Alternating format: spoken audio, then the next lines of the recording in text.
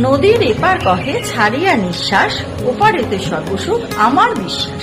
হ্যাঁ, এই জগতে কেউ নিজের অবস্থায় সুখী না। একটা ফুটপাতে পড়ে থাকা কোনো ব্যক্তিও যখন ভাবে যে ইস একটু বড়লোক হলে ভালো হতো, তাহলে একটুখানি বউটাকে সুখী রাখতে পারতাম, তখনই 5 স্টার হোটেলে বসে থাকা কোটিপতি তার বন্ধুকে বলে উফ আর পাচ্ছি না, ডিভোর্সটা কবে হবে বলতো। অন্যদিকে যখন বছর 14 ছেলেটা তার বাবাকে চিৎকার করে বলে যে উফ কখন বড় হবো আর রোজগার করবো, ঠিক তখনই বাবা তখন মুচকি হেসে ভাবে ইস যদি বড়ই না হতাম, ছোট্ট থাকতাম আর মাথার দায়িত্বগুলো সব সরিয়ে দিয়ে নির্মল বাতাসে স্বাধীনতার স্বাদ পেতাম, কতই না ভালো হতো।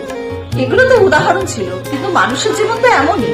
আসলে মানুষ নিজেরা নিজেদের সুখে সুখী হতে পারে না, তারা সুখ খোঁজে অন্যদের মাঝে। তবে কি জানো, অন্যের যা আছে তা কিন্তু তোমার নেই, আবার তোমার যা আছে তা কিন্তু আবার অন্য কারোর মধ্যেও নেই। তাই একটাই জীবন, প্রাণ খুলে বাঁচো।